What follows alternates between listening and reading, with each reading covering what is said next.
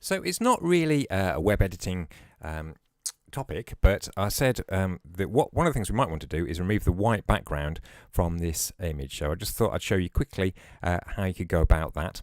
I'm using a free image editor called Paint.net. Others are available. GIMP, for example, is very popular, but I found Paint.net a little bit easier to use. So I've downloaded this and installed this, and I've got my rose picture, and I'm just going to open it in Paint.net.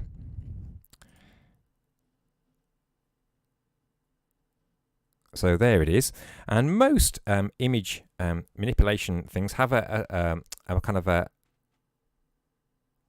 magic wand. So that's what it's called here. And I'm going to select my magic wand, and I'm going to use that to select just the background. So that's had a good stab at that. If it hasn't quite got it right, particularly if the background isn't perfectly smooth, if it isn't all the same shade, then you can usually adjust the tolerance to get it a bit tighter. So you see there, it's not quite gone all the way up to the rose, so you can adjust the tolerance. And if you go a little bit too far, you can start losing bits of the rose. So I would adjust the tolerance until we're losing just the background. And then what I'm going to do is I'm just going to press the delete key, and that gets rid of the background. And I'm going to do this don't forget little bits that are kind of separated off. So that's that bit there. Now this stray leaf, I'm not particularly keen on that, so I'm just going to use the ordinary selection tool to get rid of that, and I'm going to press delete, and then this little bit down here, and press delete. So that's my rose. It's looking a lot better. The checkered area indicates where the transparency would be. However, JPEGs don't support transparent areas. So to be able to use this picture with a transparent background, I'm going to have to save it as a different format. So as I'm sure you're aware, there's lots of different formats. You've probably seen GIF and JPEG and PNG. So if I do save as, it's going to suggest saving in the different folder. Depending on what type of editor you're using, you might have a bigger or smaller list of alternatives. So PNG is probably the best option. GIFs support transparency, but they only support 256 colours, so they're not so good for photographs, but they're fine for things like cartoon characters, logos, etc.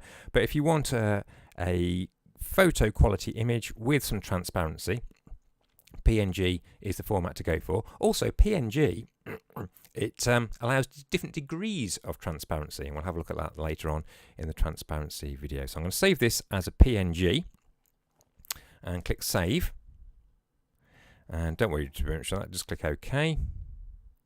Okay, so if I go to my web page now and refresh, obviously that's not done anything. So what I need to do is go back and re-edit that page, because the name of the file has changed from rose.jpg to rose.png. I just need to go back and edit my code. So I'll click on the image here. It will show me what the code is, and again, this is another benefit of using the code view, so I can just quickly tweak that name rather than having to go through and insert that again, or trying to find the settings to change the name of that picture. So if I save that now, we can see that it's updated the image there, and we can go and check what that looks like in the browser.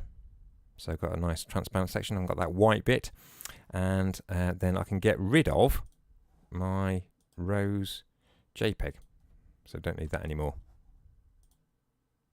So PNG is probably the type of image file that I use most often, just because it supports these transparent areas.